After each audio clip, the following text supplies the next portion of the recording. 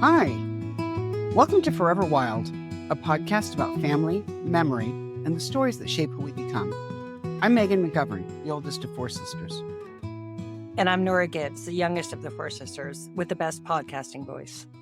Together, we're sharing our journey growing up with an actor father, a mother who didn't think the rules applied to her, at least financially, and a childhood full of chaos, adventure, and unforgettable moments. It's not hard to have a better podcasting voice than I do. That's one of my secret shames. But anyway, Secret babe. Every episode, we tell stories about our childhood, and we dive deep into how we're shaped by our past and how siblings who come from the same families can see their past in very different ways. Thanks for joining us. This is Forever Wild. Okay, so I think what we're going to do today is we're going to have a quick catch-up conversation between us. A lot of people have been asking about where Nora and I are now and kind of how we got here, because our childhood was kind of chaotic. And it's funny because we grew up in Los Angeles and Connecticut and Oregon, and yet I'm in Washington State and my sister's in Houston. And so I think it's worth talking about how we got here. Nora really likes where she is now, and she's proud of where she is now. She should be. And I think we should talk a little bit about, the interplay of our family and how we ended up where we are. So Nora, you can start.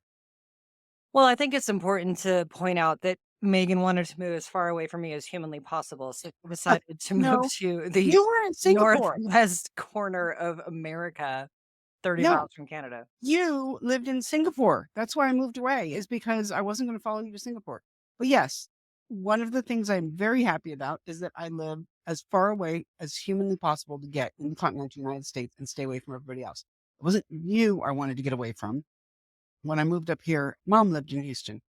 And I was like, okay, I'm over it. I need to get out. And she's not going to come up here. So 15 years ago, I was given an opportunity to move to Singapore to help with an office we were starting over there.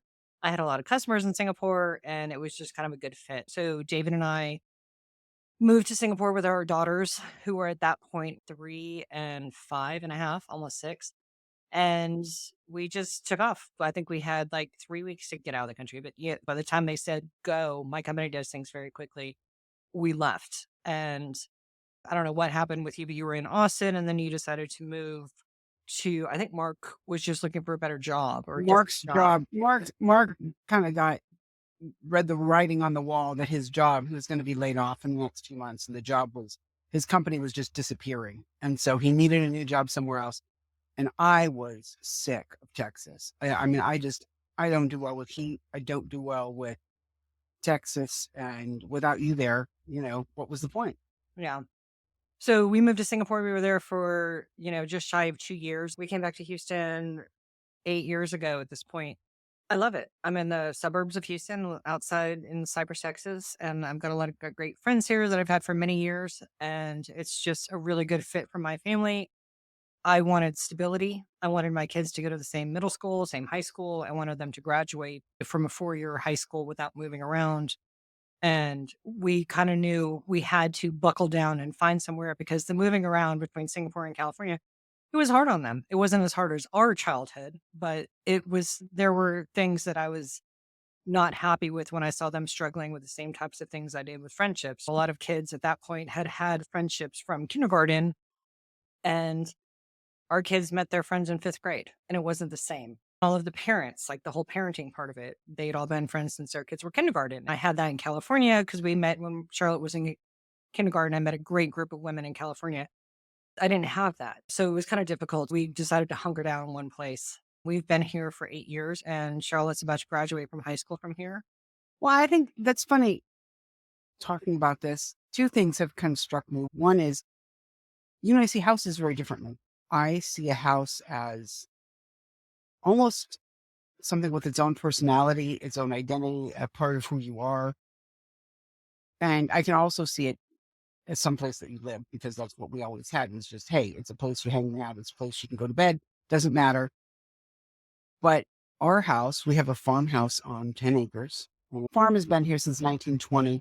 The house has been here since 1947. Is that when you were born? Ha, ha, ha. But although it is kind of funny, I think about this all the time. I think, when mom was 10 years old, this house was built, and that somebody was living here when mom was born, when dad was born. I like having the sense of place. I like having the sense of being rooted, and I like having a sense of being part of something bigger with this house, that this house is going to be here for a long time, and that there's a rhythm here with seasons and with growing things and with, I don't know, nature, all of it. It's something that I never had growing up, where I know where the sun is going to come in my window in June, and I know where it's going to come in my window in January. And I know that somebody has lived here for the last 100 years and probably will for the next 100 years. I know that there's a creek in my backyard that it doesn't have salmon in it now, but there was a lady who lived here she's 89, and she said that on D-Day, which I guess is what, 1945, she said that they had to go out and get her father from the creek and tell him the news because he was catching salmon in the creek with a net. And that to me is what, not everybody has the privilege to have a house like this. Not everybody wants a house like this. There's nothing wrong with liking having an apartment or a brand new build. But for me, that's what having a house is all about, is having a sense of continuity and place of stability. And when you said that you sought stability for your kids in school, I thought, well, that's weird. School isn't a place of stability. That's not a place that I would ever think that would be a place to get continuity for kids. And we homeschooled because I never saw school as a place that you would want to create a life or a culture or community out of the school. And I think it's interesting that you see that as your kids' core place of being or core place of finding home. So Well, I that's think it's, why I yeah, mean, that's why the majority of the population lives where they live, right? Because of the schools that they're zoned to. And it's a very small percentage of the population. It's grown obviously in the last 40, 50 years, homeschooling, but the majority of well, you it grew think because it grew since COVID. It's less than 1% of people homeschool. The only thing that all homeschoolers have in common they're weird. is no, well, yes. The only thing all homeschoolers have in common is that they all believe they know better and can do better than 99% of Americans. I am 100% sure I cannot homeschool my kids better than their teachers can. Right. And so people who are homeschoolers are weird. They all believe that they know better than everybody else, and that, whether they're doing it for religious reasons, cultural reasons, educational reasons, they're all people who think outside the mainstream. So yeah, there's a bunch of weirdos there. But I was just going to say, to answer your thing about that's why people live where they live. 75% of Americans, something like that, at least 2/3 of Americans, live within 40 miles of their birth and where their family is. I was born in I don't- Van Nuys, California. Right. But you don't have a home in Van Nuys with a group in Van Nuys and a Right. family in Van Nuys. And I was born in Westwood, but Katie was born, I think, in Ojai. Oregon was Tarzana. But none of us has anything near where we grew up. Right. And none of us has, and in any of the houses or any of the places we live, none of us has a culture, or none of us has friends from childhood. Or so anyways, I mean, if that many people, like 70% of Americans, live near their mom, mostly for childcare and Right. for raising their kids the same way they were raised, I think we were, I don't know, kind of cut out from that whole system. And there are a lot of nomads. There are a lot of people who are either army brats or whatever it is who don't have that system. But I think you get cut off from the culture and community of your family and of having that support if you decide to have kids. One of the things I did learn about homeschooling and about growing up is that the number one factor in whether or not a kid is bullied is in how long he's been a part of that community and that school, and in how well he fits in and understands the lingo and the subculture of that school and that group of friends. So if somebody's been there since kindergarten with the same group of kids and understands what music they listen to, what clothes they listen to, but that was one of the things we did as kids. You were very good at it. I wasn't. At walking into a group of kids at school and seeing, oh, I can't wear these shoes. Yes, I can wear these jeans. This is the music we're supposed to like. Right. I'm still good at that. I'm still pretending. I'm still really good at pretending that I know what the flip is going on. So But yeah, no, I agree with that. I agree that it's a lot easier for kids who've been part of the pack since kindergarten to not be bullied and not have those bad relationships with other friends. And yeah, there's going to be pockets of frustration in all friendships, especially with girls, I feel like. But it's a lot easier if they have these relationships and have been in school together since kindergarten. And I think it does. It eases the conversations. It eases it's just shorthand for you fit in here. But I also think that it shortchanges kids because then you're either part of our group or you're not. And you either get us or you don't. And you're part of the people who grew up in this area. And so you don't become a citizen of the world. You don't become somebody who can fit in everywhere. You don't understand that other people see things a different way or Well, might that's like. why you have parents like us who beat it into their head that this is not normal. This is not the way that normal things happen. And so, I mean, that's one of the reasons that I did like homeschooling was because you can get kids from all over the place and everything else. And you end up banding together because of shared interests. My kids get together, whether it was because of Pokemon or Minecraft or Harry Potter or whatever it was that they loved at the time. That was how they connected instead of, hey, we were all bored in the same zip code. Mine like to get together and bully the homeschool kids. That's not hard to do. That's what you're supposed to do in the burbs. Let's just do like a 2 sentence thing about, all right, who are you now and where do you live and why? What do you do? I am a electronic component distributor. I live in Cypress, Texas. I have two lovely daughters, Charlotte and Emily. They are 17 and 20, and I'm married to David. We've been married for 24 years this year, and I'm Yes. turning 50 in May. Which parts of your life now would you have said, hell yes, I'm very excited about it? If you could look at your life now and say, hell yes, I love that. And which parts would you say, Oh, what you're even talking about? I would be really excited that I had car insurance. I never had car insurance when I was young. I never had a light bill that came that wasn't bright red that said, "We're gonna disconnect you next month." I never had a inkling of long-term savings account. I never had health insurance. I never had, friendships that I was very proud of that I'd had for many years that I had nurtured and, been intentional with.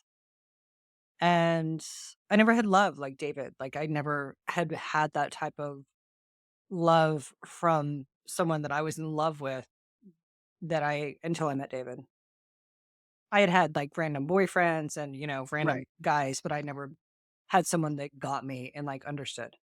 And what would you look at now in your life? If anything, you don't have to, you know, disagree with this, but what would you look at your life now and say, boy, I can't imagine myself doing that. How did I get stuck in that rat hole? Um, I don't think I would've ever anticipated having a long-term career like this. I mean, I've been with my company now for 28 years. It's a long time. That's a long time. I started at my company when I was 22, and I don't and I when I started, it was basically my car was about to be repossessed, and I needed to make some money. That's funny. And so I got a job and it kind of just worked out for me. And I just kind of quickly rose through the ranks and, became really good at sales and realized that, all of this snarkiness and personality had to be thrown into something and they were going to pay me for it and pay me well. And I might as well take advantage of it. I have a whole lot of snarkiness and personality and I don't get paid for it. And that kind of sucks. So Well, this is I got to not, figure out a better way to yeah, you didn't face harness it. it as well as I did. Um, okay. So for me, 2 or 3 sentence summary. I'm a writer, and I say that even though I don't get paid very much for writing. I occasionally get paid a few dollars on Facebook, and I write some newspaper articles here and there. But I was a journalist for a long time, and I think of myself as a reporter and a journalist and an editor and a writer. I'm currently working on finishing up a book about our mother and our life growing up. I live on a farm in Western Washington, and we are between the beach and the mountains, and it is wooded here and lovely. And I love the climate, and it never gets above 85 degrees, which makes me super happy. Never gets below 20 degrees, which also makes me super happy. And I've got 3 kids. Most of them, 2 of them are like grown up, which is kind of weird for me. One's out of college, one is in college, and my youngest one is 15. Her name is Scout. And I adore my husband. I never thought that I would like a quiet, decent, kind man who is steady, honorable, and just a good guy. I thought I wanted way more than that. I wanted, Mr. Excitement and Mr. Fun, and I wanted a poet and a writer and an artist. And Mark can't write a poem to save his life, and he is not an artist, and he does not have anything creative about him. And he's exactly what I needed and not something I ever would have envisioned. I think it's funny that we both wanted stability and quietness. And I think that just comes from a, childhood full of chaos. We both were searching for whether or not we knew it, we were Right. searching for stability and quietness. Right. And part of me says, okay, if I had had a fantastic childhood where I was allowed to explore and do whatever I wanted and go anywhere I wanted, and I had stability and I had that base of stability, would I have married somebody like Mark? Or would I have married an adventurer? Would I have married, an archaeologist and somebody and gone off on the world on adventures with them? Indiana Jones is not a real person, just so you know. But there are men who travel the world and go off and do cool things. And you know what the answer is? And a man with a whip, but I think that costs A man with a whip is, and a good education is not a bad thing. yeah. Um, I think the reality, though, and this is going to sound maybe harsh to Mark or harsh to myself, I'm not sure which. I am a lot. I am really a lot. I don't think I could have married somebody who was a lot because the two of us would just be all over the place. I don't want to fold my life and my personality into some man's career and chase him around the world. And I don't want to, have him give up his so he could go with my career. And I think it's probably really better that I get somebody who knows what he wants and who's nice and quiet and stable. Mark has gone along on a lot of adventures with me, and we've ended up in a lot of places because of my whims. And I think that's okay. Well, I mean, the same for David. If you had told him when he married me, hey, we're going to be moving to Singapore with our two little girls, he'd be like, what are you talking about? I just want to have some drinks with you. Like, can we just Yeah. go for Mexican food instead? Yeah. So, yeah, it takes a lot of, I think that Mark and David are both very similar, but I think that they're exactly what you and I both needed. Someone to Yes. let us push them to the point of they're almost going to stab us, and then we back off. Well, and I think it's also a interesting that after almost 30 years for both of us, or you're 25, I used to worry that I only wanted that because of my instability as a child. And then, eventually I'd grow up, get over my childhood, and I'd want something different. And I don't. I'm very, very happy Well, the with older where I I get, the quieter my life's gonna get. The smaller my dogs are gonna get, the smaller my persons are gonna get, and the quieter my life is gonna get.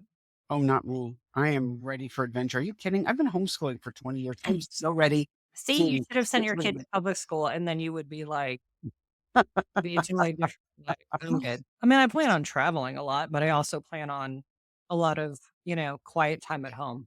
No, I want to do a 3-month trip to Scotland where I just wander the moors. I want to go and Can we explore. dress up as ghosts and like, ooh, and like wander the Ooh, that moors at sounds like a night? good plan. I want to live in Portugal. I want to go explore. I want to go do all of the things that I haven't done. If you ask me when I was 21, where I would have been, this is not a farm in Washington state. This is not where I would have ended up, but I'm not disappointed. I'm not sad that I ended up here. I'm thrilled that I ended up here because I worked hard to get here. Well, I think it's also it kinda goes into how we're alike and how we're different also. You know, a lot of people joke about our relationship because, on paper, we're very different. I'm a high-driven career woman living in Houston, Texas, travel for work, blah, blah, blah. You're a stay-at-home mom in Northern Washington, and I know there's more to you than that, obviously, but on Right. paper, that's what you are, right? I'm a writer on paper. I have a career. You have Just a because I don't career. get paid for it means I'm not. I have 3 careers. I love you, but if you don't get paid for something, it's a hobby. No, scoutmastering is not a hobby. Okay, that's a hobby, bro. If you don't get do you get paid for scout mastering? No, Okay, that's a no. hobby. You have a couple of hobbies that in some way you could possibly monetize them. You are not monetizing them at this moment. So on paper, I love you very much, and I'm very sorry to be the firm yet voice of reason in your head, but those are not careers. No, I didn't say they were careers, but I also don't think I'm a stay-at-home mom. Okay. I'm sorry I labeled you as a stay-at-home mom. No, I think stay-at-home mom is like a well, first, I do think it's used as a pejorative, and secondly, I don't even have any kids at And home. I don't mean that in a bad way. Some of my favorite people in the world are stay-at-home moms, and it's like the biggest career you can have. I think a stay-at-home mom in itself is a career. You choose to stay at home, so you're not working in an office or not doing something that, brings in financial aid or financial whatever for your family. Yeah. I mean, So and I agree. It's just for some reason I get prickly when somebody says stay-at-home mom because it implies that I am staying home for kids. My kids are adults at this point. I consider myself, somebody who runs a farm, and that does bring in income for us. So I on the board of 2 different nonprofits, and I write and am working on a book, even though I know so it. you're a stay-at-home farm. You're a stay-at-home farm. I'm a farmer. How's that? If I'm a farmer, You're a writer, river writer, whatever. master. But yes, we are very different in what we do. And I mean, for instance, just that one thing, I hate the concept of monetizing anything. I hate the concept of monetizing. I can monetize anything. What does that even mean? Like, if an artist who's doing their career is not an artist because they don't make money. So I hate all of that. It's a But yes, hobby. Yeah. And oh, for me, oh my, if you're oh not my making god, money, it's a hobby. oh my Sorry. god, oh my Okay. god. Should we vote on this? No, We'll vote a because poll in the Brian, comments. I mean, that's like saying that oh, somebody who's taking care of their aging mother, that's their hobby because they don't get paid. Yeah. Anyway, Right. It's something they do in their time that is not bringing in it's not a I'm there's sorry. a difference between something having You're value. comparing being an artist and a stay-at-home mom to being a caregiver for an elderly mother. I am saying all of those 3 things have value. They do None of have them value. none of them are monetized. All Correct. 3 of them have value. None of them are worth money. And so So you they're were not saying that careers. things that have value are different than things that they make money. And I am saying perhaps not. Anyway, yes, we are very, very different. So one of the things that I always thought was interesting about our similarities and differences is that mom always played them up. And she liked to, I don't think pigeonhole, but she liked to put each of one of us into our categories. And I think that does come from me being the oldest. But one of the things I always felt in the McGovern girls, the 4 of us, is, and you can tell me because I've never actually asked you this. Yes, I was always pigeonholed as I was the smart one, but I don't know. I always felt like I was the one who was very different than everybody else, and the one who didn't fit in, and the one who was the kind of geeky, weird one. And I agree. okay, I mean, No, I I don't mean, anyway. I do think you were the smart one, but I think that you kind of took it and was joking obviously when I said that, What? but I feel like you took on the smart, awkward role and kind of ran with it. And you were okay with it. And you were okay to go be the girl in the corner with a book and the glasses and not participating in conversations unless you could sit at the adult table. I mean, I remember very specifically times when the adults were like, Megan, this is the adult table. You're 10. You need to sit at the kids table. And you're Right. like, F that. I'm sitting with you. I'm an adult. And they're like, you're not an adult. You need to go sit. And so I think there were times that you were very into the role of being the awkward girl and you ran with it. Well, and you know what's interesting? The reason that I did that, and the reason that I always wanted to be at the adults table, is because I ran the household to a large extent. And the only way I could know what was going on with mom is if I heard the conversations with other adults. And I would know whether she was going to get money, and I would know whether she was planning on moving, and I would know whether or not dad was giving us money for child support or whether she needed the electric bill paid. And by sitting in on the adult conversations, I would have that knowledge so that I could be prepared for what was next. So this was a combination of anxiety, need to be prepared, and being mom's silent partner in raising everybody. I was basically her husband, and I expected to be informed the same way any partner would. And I know that sounds screwed up, but that was really a lot of it. Well, that makes perfect sense now, and I never knew that. I wish I'd known that growing up. It makes a lot more sense now. I mean, for sure. Yeah, I get it now. It was always irritating when you were a kid and I was a kid and I was like, why the fuck does she get to sit at the adult table? I'm 8. I'm cool too. Come talk to me. So yeah, I mean, for sure it makes sense when you talk about it that way. If you needed to be aware and that was the only time. And that's why I think a lot of mom's stuff that she had, like, there were always the conversations of what did she tell everybody in the family? Right. And We needed to know what she told this aunt and what she told right. this aunt so we could keep our story straight. Right. And it was, and there was a lot of, and I think we don't talk about this a lot, that we knew that there were a lot of things going on in the house that we didn't talk to anyone about. You don't talk about this outside of the family. You don't tell Aunt Nora and Aunt Maggie and all of them what your mom is telling you. This is an inside conversation for our little family, the Montgomery girls and mom. No one else needs to know what's going on. They don't need to know that we're moving. They don't need to know that she didn't pay the rent last month. They don't They need don't to know we haven't been to school in 3 weeks. Like, people don't need to know that. they don't need to know we have a housekeeper or that the house that she's looking at that she just borrowed the money for has a pool. Right. She They don't need to know she's talking about leaving the state.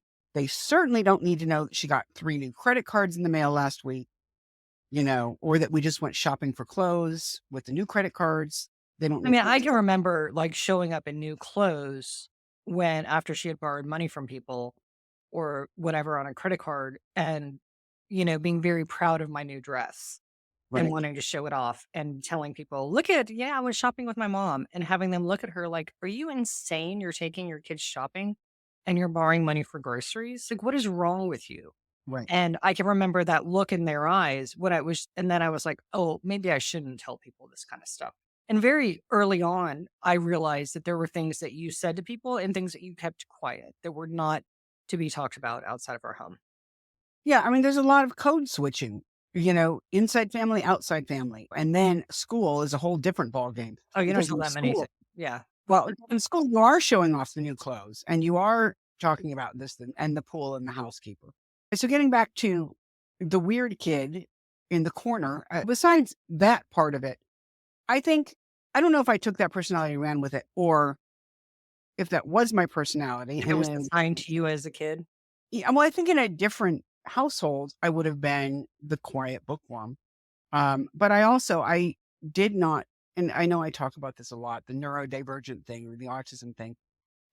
Now that I have 3 kids who are all autistic or on the spectrum or whatever the phrases you want to use, I think I understand a lot more now about me and who I was as a kid. And there was none of this diagnosis or anything else. I was supposed to be the normal one. I was the one who had to hold everything together. I was the one who had to be, perfect. And mom would tell me over and over again that I was the perfect child. And the burden of being perfect when you are also the weird one is really a lot. And I never knew what I was supposed to wear. I never knew what I was supposed to be. And meanwhile, I'll let you tell me what you think the roles for everybody were because I never knew what I was supposed to do. But Morgan and you and Katie all had roles that were a lot easier, I think. Well, so Katie was the fierce one. She was the one you don't fuck with. Well, And she was also beautiful with that mane of hair. She was right. also She was a gorgeous. force to be reckoned with. Katie was the one that if you needed something done, like one of those people who just get shit done, Yeah. you need something, she was your girl. She's the girl that she gets shit done. You tell her to do something, she does it, and she does it in a way that you don't question, "Oh, that's the way it's supposed to be done." Okay, great. Yeah. Oh, Katie said this, so I'm not gonna question her because I don't want she's right. Obviously, she's right. And so she was very fierce and she was beautiful. She had this long blonde hair, the Farrah Fawcett hair, and she was modeling in pageants and beauty pageants when she was 13 years old. And she was a gorgeous girl. And she was funny and she was bright and she had a soft spot for animals and homeless people. And we were always stopping to rescue animals or dropping off coats for homeless people. And if there was a kid in need at her school, they'd come over for dinner. Like she was always just that girl. You were in a fight, Katie had your back. Oh my Katie was God. I the remember there was a time when I was in, oh God, I must have been in second grade. And somebody said something really mean to me. And I had a broken arm at the time. And I told Katie about it at home that night. And the next day, Katie pulled that kid out of class, and it was a boy, and his name was Ethan, and it was, like, in 2nd grade in California, and she, like, pulled that kid out of class and said to him, like, in the middle of class, she said, "Oh, the principal needs to see Ethan," and, like, she was runner for the office, and she pulled this kid out of class, and she literally, like, put her arm up against his neck, up against the wall, and said, "If you ever fuck with my sister again, I will kill you." You're kidding me. I've never heard that No. story. Oh my god, and it's so funny because Morgan did the same thing, like, 8 years later in another school. Another girl who was bullying me because I was a new kid. Morgan did the same thing, but she was the office assistant, but Morgan called that girl out of class and was like, "If you ever fuck with my sister again, I'll kill you." And like, exact same thing, both of them did that for me. But you know what's funny? Nobody would have ever thought of asking me to do that. No, Eh, no, but I was your older sister. Like, that no. was not my role. And that was not your role. Your role was, you're the smart one. If I need help with my homework, you're the one to call. Yeah. And I think that a lot of families do that. So Katie was the fierce protector. Morgan was the pretty one. Morgan was Yeah. gorgeous and she was, the kind of girl that like, casting directors would stop at a mall and say, "Have you considered modeling? Have you ever been an actress?" But she was also the sweet one, For and sure. the one who could deflect any situation with humor. She would, if there was a fight, if there was something bad going on, if there was something where tensions were high, Morgan was the one who would run into the room, glittering like a butterfly, and do some kind of comedy sketch scene or something to deflect. And I mean, I feel bad. She was Yeah. great at just turning bad situations into funny situations. Well, and I think that I was kind of the leftover. I needed attention. I needed a lot of attention because you guys, the three of you together with mom would suck the life out of a room, right? I mean, like I would have to have some kind of, I mean, like literally you're flailing in the corner, like, "Hey, I'm here too." I mean, I remember one day I came home and I wasn't feeling good from school and I must have been 8 or 9 years old. And I took a nap after school and I took a nap. I think I went to sleep like 2 o'clock and I woke up and it was like 8 o'clock at night. Nobody had woken me up for dinner. Nobody had said, "Hey, Nora, where are you? It's bath time. You need to get ready for bed." Everyone forgot about me. And I woke up and I was thinking, "Is it the morning? What time is it?" And I was like, "It's 8 o'clock at night." And I went into the living room or the dining room and I was like, "Where is everybody?" They're like, "Oh, we forgot you were here." And I'm like, "What the fuck?" Like you guys literally everyone just forgot about me. So I think that was one of the turning points where I made sure people didn't forget I was in the room again.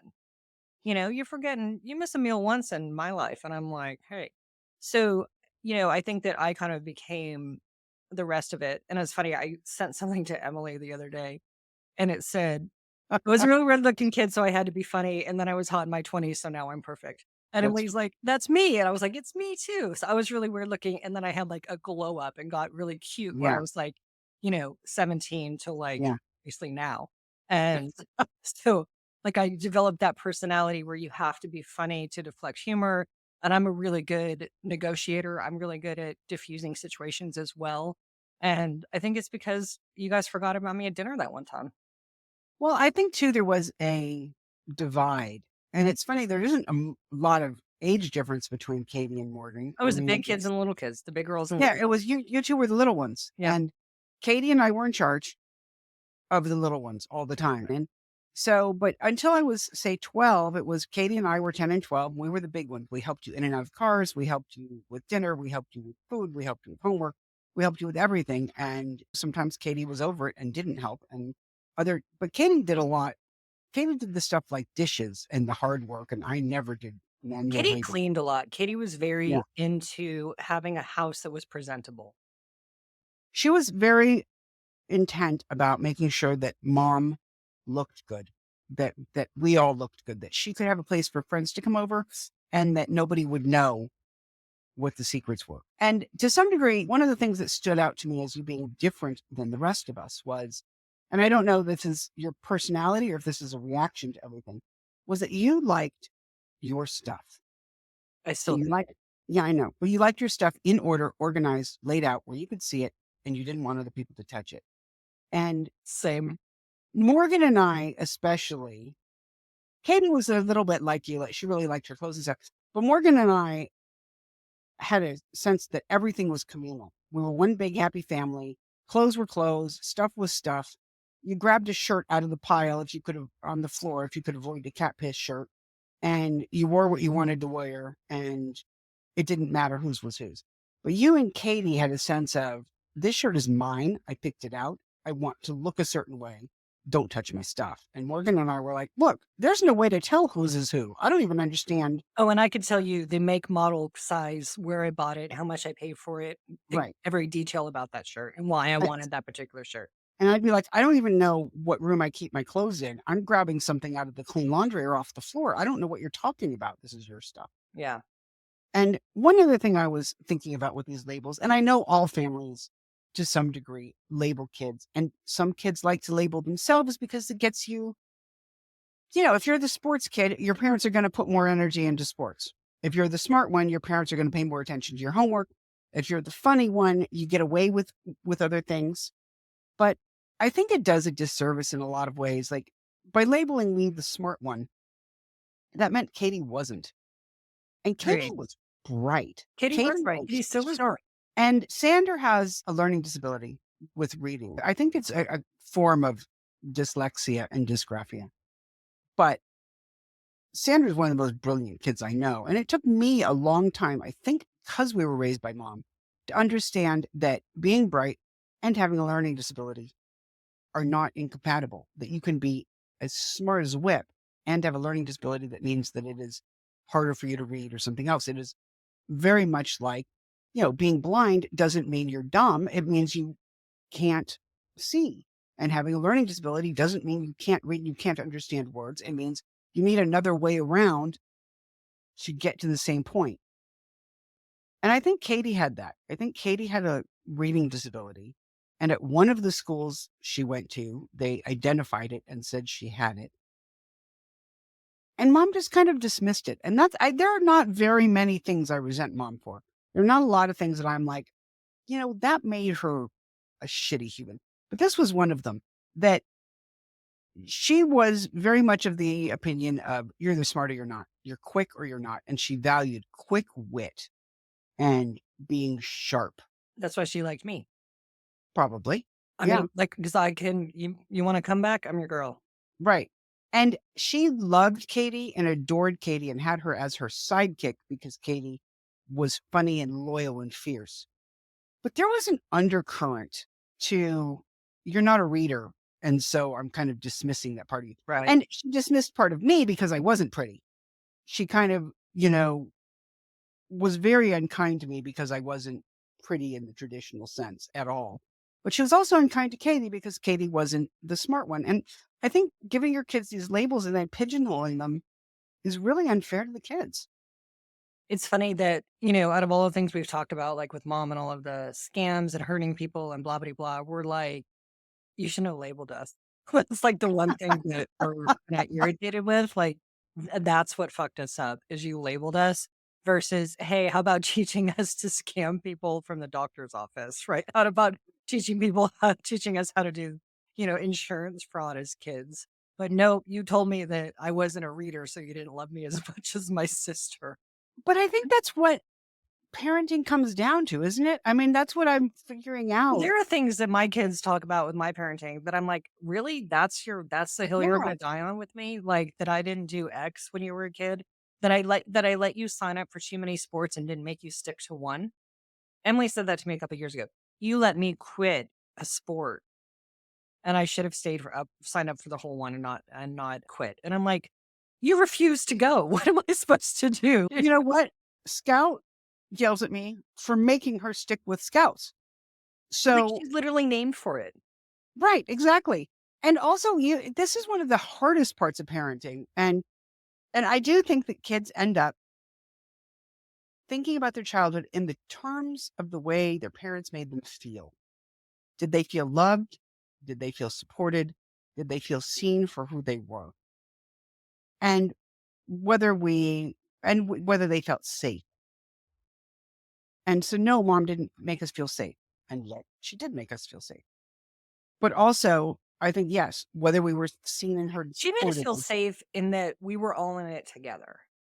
yeah, as long as we had her, we were safe. Right. We were all in it together and just don't talk about anything happening with anybody else. So, Right, and we weren't, but in the grand scheme of the world, were we safe? I don't know. yeah.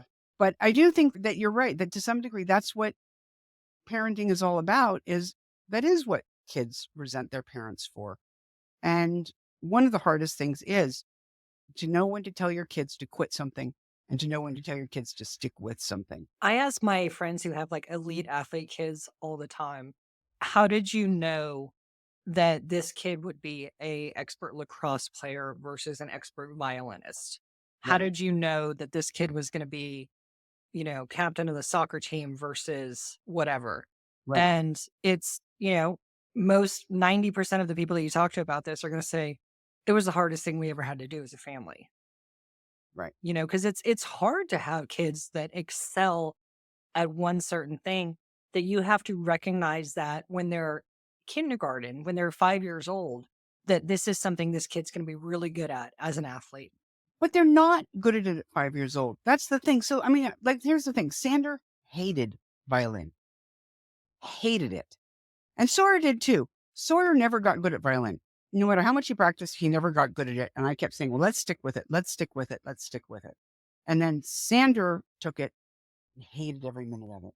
And it is hard to know whether you say, hey, you know what? Not every kid's cut out to be a violinist. If they hate it, let them quit. Or are they going to resent me when they're 20 because I never made them learn an instrument? I'm still mad at mom for letting me quit piano lessons. I don't know how to play the piano. I can Right. play Heart and Well, Soul. but if somebody had forced you to take piano lessons when you hated it, I would have stabbed them. right? I don't know, and I go back and forth and over this, and this is really one of the hardest things. Like, Scout is not a fan of Scouts, and but both of her brothers were Eagle Scouts. Her father was an Eagle Scout. This is important to our family. Is this something where we are pushing our values, our ideals, and our beliefs onto her, Yes. like forcing her to go to a church she doesn't want to go to and doesn't believe in? Or is this something where, hey, kid, this is who we are. This is what we do. It's not going to kill you. This is the kind of thing where you can You push suck it through, up. suck it up, and do it. I mean, to me, getting Eagle Scout is no different than getting a high school diploma. It's one of the things that's expected in our family. And I'm sorry if you don't like it, but you have to get a high school diploma. There's different ways to do it. We can make it easier for you. We're not going to make you do anything that's morally reprehensible. Some things you just got to suck it up.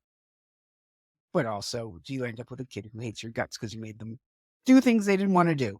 Well, I let Charlotte quit scout in 8th grade. There you She go. was a See? scout up until 8th grade. And, her scout troop still stuck together after she left. And I'm friends with the leader still to this Yeah. day. And also, I mean, but yeah, but we don't do sports. Everybody's got their thing in their family Yeah. they do. And Charlotte stuck with sports, you know, but yes, you have to decide for your kids. Are you a scout family or are you a sports family? Are you a book family or are you a go hiking on weekends family? And it's really hard to decide for your kids, especially if you've got a scouting kid born into a book family or vice versa. And then you throw a pandemic in the middle of their freshman year in high school, and that just screws it all up. Oh, yeah. Yeah. Yes, Sandra was on the rowing team when the pandemic hit, and he loved it. And he was in great shape, and he was doing really well. And then he never went back afterward, and I don't know if that would have been something he loved and went to school for and ended up doing for the rest of his life, or who knows? Yeah. But All right, so I think we have wrapped up pretty much everything today about who we are, how we got here, how different we are, and how alike we are. if you're still listening, I thank you. I mean, I can't believe anyone's listening to this, but I appreciate it. I think it's kind of a neat thing, though, for people who did grow up in a different family. I think this resonates with people because, you know, parents are always hard. Families are always hard. Yeah. And coming from a place that's a little different It's is a little different. okay. Well, okay. It's Like, nice to hear from other people. It is, and I think it's nice to show that my whole thing with why I wanna do the podcast is to show that you can have an extraordinarily chaotic childhood and still grow up to be normal-ish Yeah. outside looking in. And and I think that it's okay. I don't know. I don't want to say this. I think it's also okay if you have an extraordinarily chaotic childhood and you still struggle because not everybody comes out of it. Well, I struggle You with know, these for sure. I just, and I'm sure we'll get to the things I still struggle with. But yeah, I mean, you asked me to balance a checkbook. Nope, I'm not your girl. You asked me to do like hardcore math. Nope, not your girl. I can do no, easy math. I can do but simple math. there's, you know what? But if there's a car accident and you and I walk up on the scene, we're Oh, the I people will. you want. Yeah, We're the people you want there. you're in a bar and trying to get away from some guy. I'm your girl. Yep. Someone's trying Yep. to, pull one over on you. You want me in that situation. You need to negotiate a $15 million deal. Come on, call me. I'm your Somebody, girl. I mean, if somebody says, "Hey, I can't tell if this is a scam or not," I'm like, Absolutely. okay, You mean, yeah. yes. So, all right. Well, as always, thank you for listening to Forever Wild. If you enjoyed our podcast, let us know. Leave us a review, find Megan on Facebook, or share it with someone who loves a good story. And we would love to hear from you. The reason we did this episode today was because people were asking these questions. And I think it was kind of a fun, fascinating thing to talk about. So send us your stories, questions, thoughts. Let us know what resonates and what you'd like to hear more about. Until next time, stay wild. Bye. Bye.